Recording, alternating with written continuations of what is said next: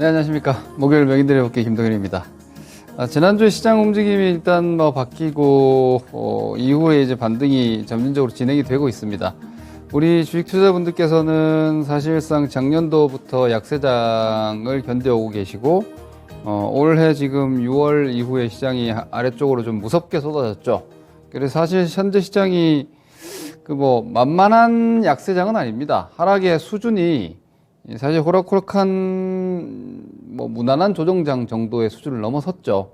아주 무지막지한 수준의 약세가 지금 기록이 되어 있다고 봐야 되는데, 내려온 거에 비하면 반등이 약하죠. 느리고. 제가 계속 말씀드리지만 지금 시장이 기대하는 V자는 아마 되기 힘들 것이다.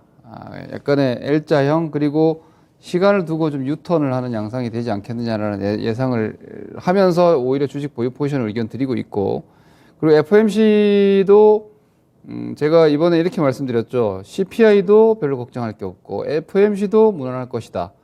이미 시장에서 주식 시장이라는 게 참 이렇게 수학 공식처럼 딱딱 맞아 떨어지면 얼마나 좋겠습니까? 그렇다면은 사실 증권사의 분석가들, 애널리스트들, 기업 탐방 다니는 그리고 업종의 여러 가지 산업적인 데이터들을 우리보다 훨씬 더 많이 보고 있는, 저도 열심히 본다고는 보지만 비교가 안 되죠. 증권사 제도권에 있는 전문적으로 해당 산업과 경제 데이터만 보는 애널리스트와 저는 주식을 분석을 하니까, 차이가 있을 수밖에 없겠죠. 그런데 그게 다 맞다면 주식이 너무 쉬워지죠. 누가 노동을 하겠습니까? 그렇죠? 다 그냥 자본소득만 추구하겠죠. 주식 시장이 복잡합니다. 되게 복합적이고, 쉽게 우리가 종합예술이라고까지 얘기를 하는데, 이거죠. 똑같은 현상이 만약에 주식 제가 얘기를 하면서 이런 부분부터 먼저 말씀드리면은, 오늘 펜이 안 돼 있네. 제가 이걸로 마우스로 좀 말씀을 드릴게요. 전체적인 악재 크기가, 노출된 악재의 크기가 만약에 고통의 감도가 한 8이다, 7이다. 우리 병원 가면은, 아파서 병원 가면은 1에서 10까지의 고통이 있다면 얼만큼 아프냐, 이걸 제일 먼저 의사 선생님들이 물어보시잖아요.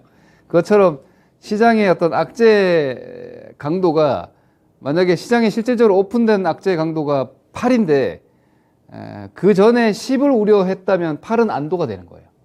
그러니까 이번 FOMC 같은 경우도 이제 그런 거죠. 0.75%의 금리 인상은 사실 고강도의 긴축입니다. 그리고 우리나라 한미 금리가 역전된 것 역시도 사실 좋은 상황은 아니죠. 그런데 오늘 환율이 17원 급락을 했잖아요. 제가 지난주에도 이런 말씀드렸죠. 이번 7월 FOMC 지나면 환율도 좀 진정이 될 거다. 저는 한 1280원 정도까지는 기본적으로 내려온다고 본다. 그리고 그 이후로 이제 외국인 강도도 좀 약해질 거고, 여러 가지가 FOMC 이후로 좀 선명해질 거다라고 저는 예상을 하고 있었어요. 왜냐? 울트라 스텝이라는 1% 인상까지도 시장이 반영을 한번 했잖아요. 시장이 출렁거렸잖아요. 1% 올라갈 것 같다고. 그리고 나서 CPI 9.1을 넘어갔단 말이에요. 이건 0.75는 괜찮구나. 0.75 확률로 가면서 0.75에 대해서는 시장이 이미 감내했구나. 이미 결과를 이미 이전에 보여줬어요. 그래서 FOMC가 별게 아니었던 건데, 그런데도 이번 FOMC를 더 안도하게 된 이유는 이제 이거예요. 저는 그렇게 봐요.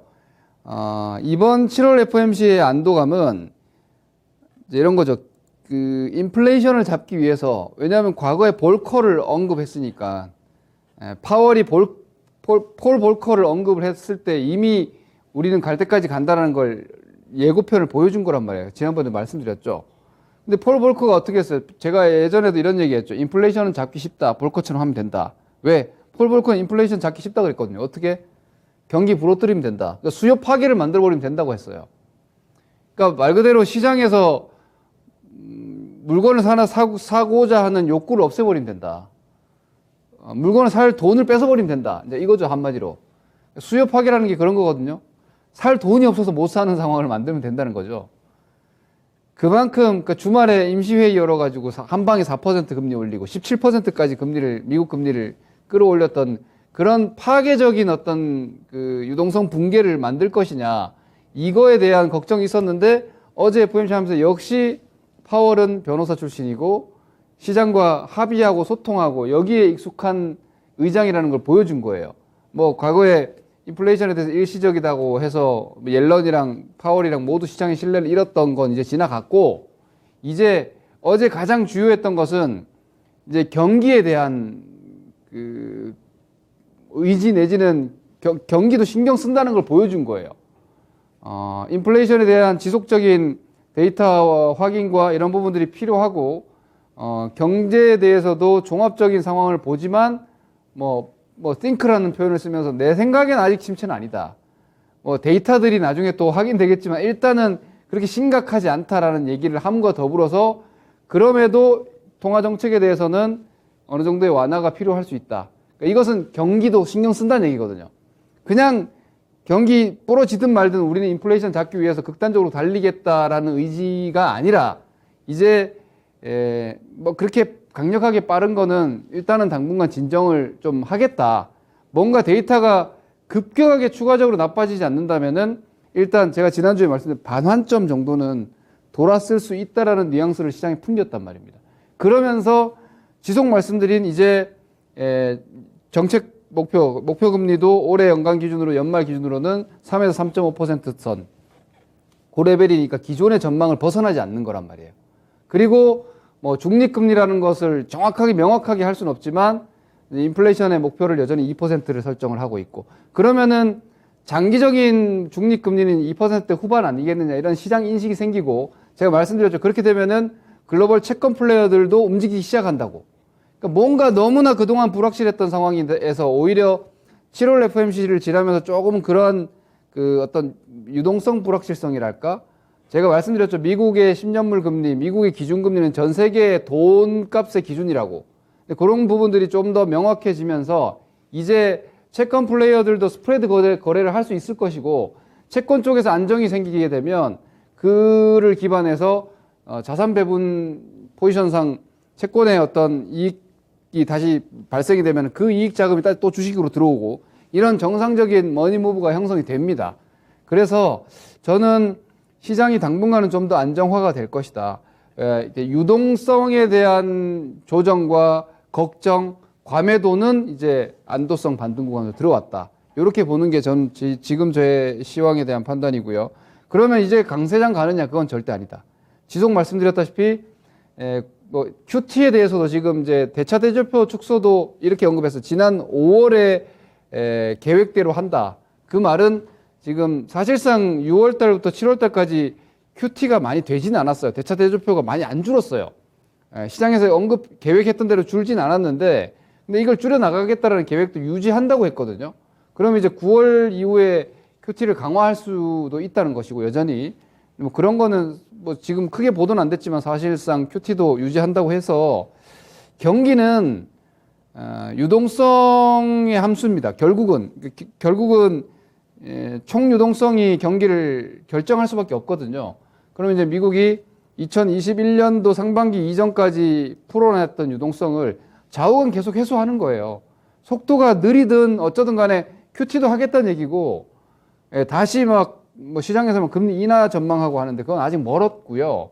지금 만약에 급하게 금리 인하돼야 되는 상황이면은, 금리 인하해야 되는 상황이면 경기가 지금부터 훨씬 더 강하게 부러지는 겁니다. 그럼 주식시장은 레벨 다운 돼가지고 거기서 완화가 있는 거지, 여기서 완화가 될 수가 없어요. 그래서 현재 시장은 지금 제가 띄워놓은 그림이 미국 S&P 500 지수인데, 제가 제가 출연하고 있는 월요일 아침 방송에서도 그렇고 이 시간에도 그렇고 S&P 500 지수는 4,200포인트를 향하는 반등 과정에 있을 것이다. 이게 너무나 일반적 전망입니다. 저도 지금 뭔가 되게 특별하게 전망하고 있는 게 아니고, 뭐 대체로들 이렇게 전망할 수밖에 없을 것이고 그리 예상합니다. 그런데 저는 그런 일반적 상황으로 지금 진행되는 것이다. 그게 지금의 시황이다. 왜? 시장이 너무 극단적 상황을 걱정한 거예요. 너무 극단적 상황. S&P 500 지수가 단기간에 이렇게 20%가 폭락을 하고 25% 폭락을 하고, 미국의 빅테크 기업들이 반토막이 났잖아요. 6개월 만에. 이 상식적이지 않거든요. 그러니까 너무 극단적 상황에 대해서 시장이 우려를 하면서 시장도 너무 극단적으로 움직였기 때문에 이제 그런 상황은 아니구나 라는 걸 인식하면서 나타나는 전형적인 기술 반등이에요. 이게 베어마켓 랠리라고도 할 수 있는 것이고요. 뭐 데드캣 바운스라고도 할 수 있는 거예요. 기술적 반등이 원래 데드캣 바운스라고 하고 베어마켓 랠리라고 하는 거니까 랠리라는 얘기에 너무 흥분하실 필요도 없고요. 좌우간 저는 뭐 좀 더 반등한다고 봅니다. 그래서 시간이 이제 9월 회의까지가 9월 21일입니다. 다음 회의가. 오늘이 28일이니까 사실상 45일인데 한 2달 정도로 느껴진단 말이에요. 한참 남았네? 예, 아직 한참 남았고, 그리고 그 9월 회의 이전에 2번의 CPI가 나오죠. 2번의 CPI가 나오고, 여러 가지 경제 데이터들이 발표가 될 텐데, 제가 볼 때는 유가가 다시 막 120불, 130불 변수는 여전히 러시아입니다.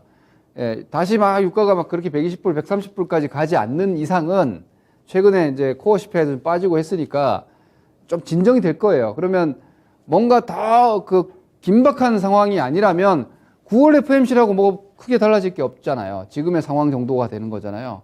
그럼 이제 그때까지 이제 인플레이션 우려감은 조금 진정이 되는 거고, 이제 그 시점 동안 이제 확인하는 건 경기예요, 경기. 경기가 만약에 8월 데이터, 9월 데이터가 점점 나빠지는 상태에서 9월 달에 QT 강화하라고 하면 이건 시장 못 견딥니다. 그럼 그것 때문에 또 이제 떨어져야 되고, 경기 둔화와 기업들의 실적 둔화 이런 것들로 인해서 다시 또 약간의 그 유동성에 대한 위험하고는 좀 별개로 실물 경기의 위축으로 인한 위기 상황으로 전개가 될 수가 있어요. 그래서 애초에 계획대로 하면 됩니다. 지금은 제가 제가 물론 저는 2,500부터 사자고 했기 때문에 틀렸어요. 하지만 지금 버텨내야 된다라고 계속 말씀드렸고, 현금화 절대 하면 안 된다. 신용 털리는 사람하고 주식 절대 같이 팔면 안 된다. 했던 입장이니까 앞으로 뭐 2,500대 중반이 될지 2,600이 될지 혹시라도 그 기간 가을 전에 종전이 휴전이 돼가지고 시장이 뭐 한 2,800대까지 갈지는 모르겠습니다. 그건 변수니까. 근데 그 변수를 제외하면 한 2,500, 600 정도까지는 분명히 갈 수 있는 상황이고, 그러한 반등 정도가 되면 여러분들의 손실이 좀 줄어들 거예요. 그때 또 다시 매도를 해야 돼요. 현금화를 한번 해야 돼요. 저는 약세장이라고 봅니다. 지금을 약세장이고 경기의 최소 둔화. 그러니까 이게 이제 지금의 경기 상황이 제가 오늘 말로만 다 말씀드리는데 자료보다는 오히려 시장에 대한 제 생각 위주로 좀 말씀을 드려야 될 것 같아서 이 상황에 대한 판단. 자, 우리 시장이 결국은 미국 시장과 연동할 수밖에 없어서 제가 미국 차트를 자꾸 열어놓고 말씀을 드리는데 이런 거죠. 이게 미국 S&P 지수의 이게 월봉을 한번 쭉 보시고요. 이게 지금 S&P 500 지수의 월봉입니다. 얘네가 어디서부터 올라왔느냐? 2008년부터 올라왔어요. 2008년부터 이렇게. 제가 항상 말씀드리죠. 2008년부터 지금의 여러 유동성 상황이 시작되어 있다고. QT가 여기서부터 시작했잖아요. QT가. 그죠? 미국의 QT가 여기서부터 시작해가지고, 여기서 시작해서, 2018년, 19년도에 잠깐 긴축 쪽으로 갔었어요. 여기서 잠깐 긴축으로 갔다가, 팬데믹 맞으면서 다시 또 어마어마한 완화로 갔죠. 그 엄청난 완화를 지금부터 다시 긴축으로 가고 있는 거예요. 그래서 이거는 쉽게 안 끝나요. 다시 가기 어려워요. 그래서 저는 뭐 좀 이 얘기하면은 지금은 비관이 아니지만 저는 이번에 저점이 찐바닥이 아니라고 생각해요. 이번에 확인한 이 저점 있죠? 이 6월 저점이 미국도 그렇고 우리도 그렇고 저는 여기가 찐바닥이라고 보지 않아요. 저는 오히려 뭐 좀 큰 그림으로 봤을 때는 한 이 정도까지 와야 되지 않나. 이게 이제 올해 연말이든 내년이든 뭐 S&P 기준으로 보면은 수요 파괴니까 경기가 꺾어진다는 것은 결국은 이익 증가율이 낮아지고 항상 말씀드리지만 유동성이 퍼고 경기가 EPS예요. 그러면 지금 EPS 낮아지죠? 그리고 유동성이 빠지고 나서 경기가 빠지면은 이제 EPS가 낮아지거든요. 이번 분기까지는 실적이 잘 나오지만 하반기 이후로도 둔화될 여지가 있으니까 저는 여기가 그 위기선이에요. 위기가 발생하고 하나의 큰 사이클이 끝나면은 이 정도까지 월봉상 120개월선 정도까지 큰 그림으로 보면 항상 왔거든요. 그래서 저는 지금도 결국은 이번 올해 가을 여름장이 반등식 매도다 이렇게 생각을 하는데 그 반등이 지수 수치로는 4,200 기간으로는 한 9월까지라고 그림을 그리고 가자 이거죠. 그 와중에 종전 상황이 되면은 조금 더 올라가요. 조금 더 올라갈 거예요. 그때 막 전쟁 끝나면 또 낙관론이 막 피어 올라올 거예요. 그때 주식 다 팔아야 됩니다. 만약에 전쟁까지 이제 완화된다라면은 진짜 단기적으로 안도랠리가 한번 나올 텐데 그때 여러분들의 손실이 최대한 이번에는 일단 손실을 줄인 상태에서 빠져나오셔야 되고 지난번에 제가 의견 잘못 드렸던 요 6월달 5월 말에 매수를 잘못하신 분들은 거기서 이제 올라와 뭐 약손절 혹은 약수익으로 또 현금 한번 하셔야 될 거예요. 약세장에는 수익을 많이 보는 장이 아니라 버텨서 제일 마지막 저점까지 살아남아서 거기서 주식을 와장창 사가지고 수익 내는 거거든요. 근데 이 빠져나오지 못한 사람은 그때까지 계속 물려가는 거니까 이런 큰 그림 안에서는 지금은 반등 과정이다. 하지만 아직은 멀었다. 버티셔야 된다. 이렇게 총평을 일단 먼저 해드리겠고요. 종목 업종 섹터에 대해서 그러니까 오늘 밤에 GDP 나오는데 이것도 너무 걱정하지 마세요. GDP가 그 컨센서스는 플러스 0.5인데 GDP 나오라고 미국의 애틀란타 연은에서 GDP 나오라고 라이브한 GDP 추정 데이터를 이거는 이제 공식적으로 보면은 애틀란타 연은에서는 확정 데이터는 아니고 우리의 추정일 뿐이다 이렇게 돼 있는데 그게 지금 마이너스 1.2 정도 예상하고 있어요. 어제 기준으로. 그런데 오늘 밤에 나오는 GDP가 이게 속보치인데 뭐 마이너스 1 정도 예상합니다. 그러면 지난 분기 마이너스 1.6에 이번 분기 마이너스 1 정도면은 두 개 분기 연속 GDP 적자잖아요. 그러면 이건 기술적으로 리세션이라고 하거든요. 그거 뭐 이제 다 알고 있는데 뭐가 문제예요. 그건 너무 예민하게 반응할 필요 없고 다음 주 월요일 날 또 미국의 ISM 제조업 지수가 나와요. 이것도 되게 중요해요. 근데 지금 지난주에 ISM 서비스업 지수 예비치가 47인가 나왔어요. 50 이하가 나왔어요. 이것도 침체 데이터거든요. 그래서 당분간은 이제 긴축에 대한 스트레스는 조금 줄어들면서 경기 침체에 대한 스트레스는 계속 가져간단 말이에요. 그래서 지금은 경기주가 아니라 성장주라는 얘기고 성장주도 여러분들 이해를 잘못하시면 안 돼요. 아, 성장주? 아, 그럼 제약, 바이오, 게임 이런 거 해야 돼. 아니고 제가 지난주에도 말씀드렸고 성장에 대해서는 이익 성장이에요. 그러니까 성장이라는 여러분들의 의미를 되게 추상적으로 생각을 하실 필요가 없어요. 예를 들면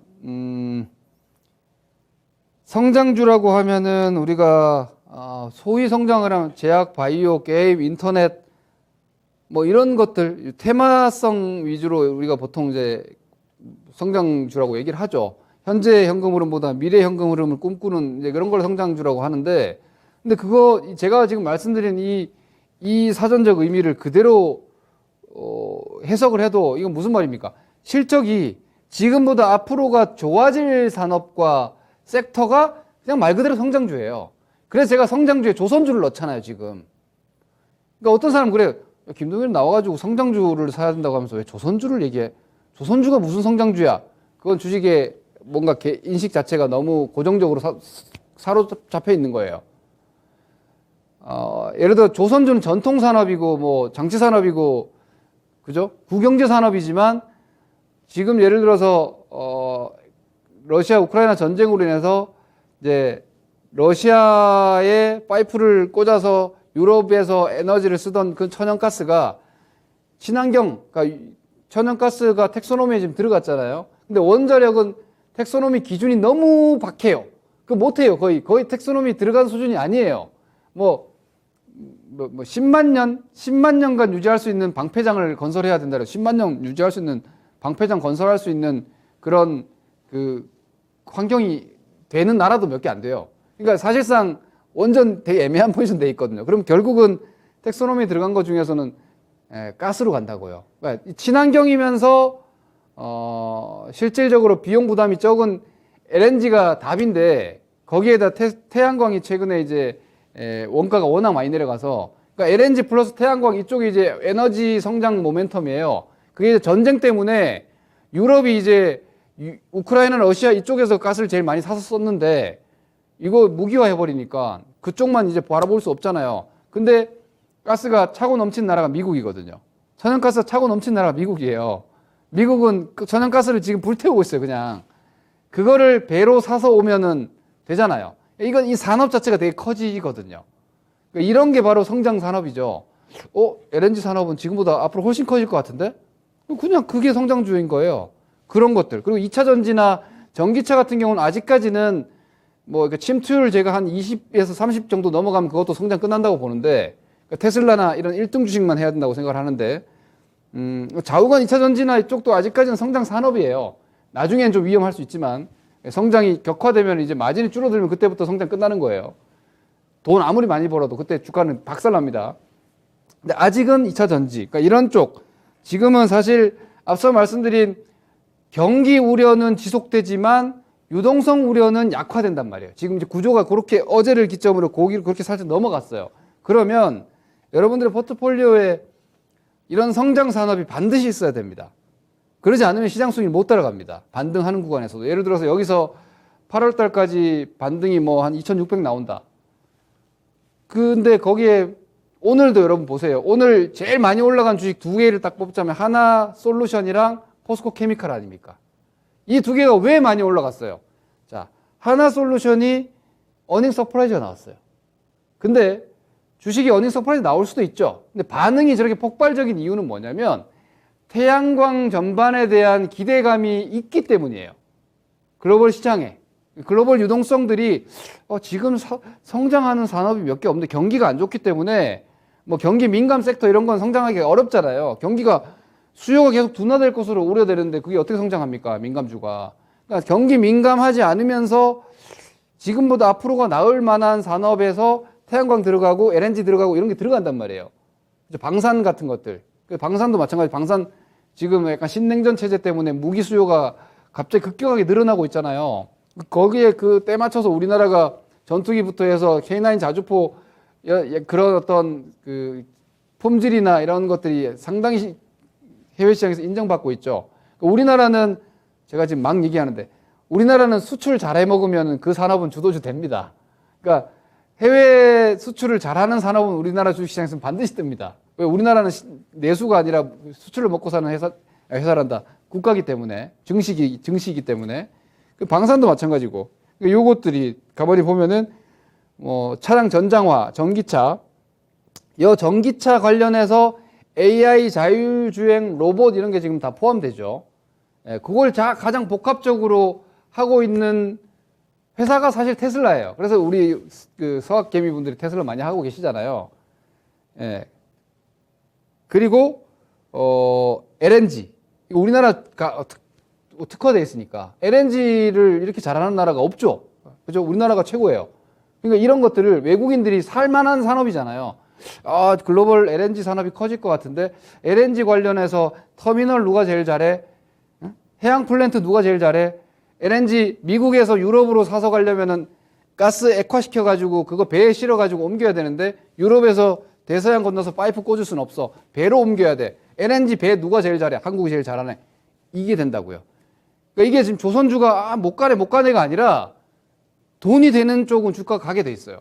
그런 쪽을 계속해서 여러분들이 공략을 하셔야 되고 태양광 계속 보셔야 되고 뭐 덩달아서 풍력도 나름대로 나쁘지 않은 그리고 뭐 하부 구조물 이런 것들은 풍력하고 조선하고 교집합이 되니까 해양 플랜트 쪽 그런 쪽도 계속 보셔야 된다는 거죠.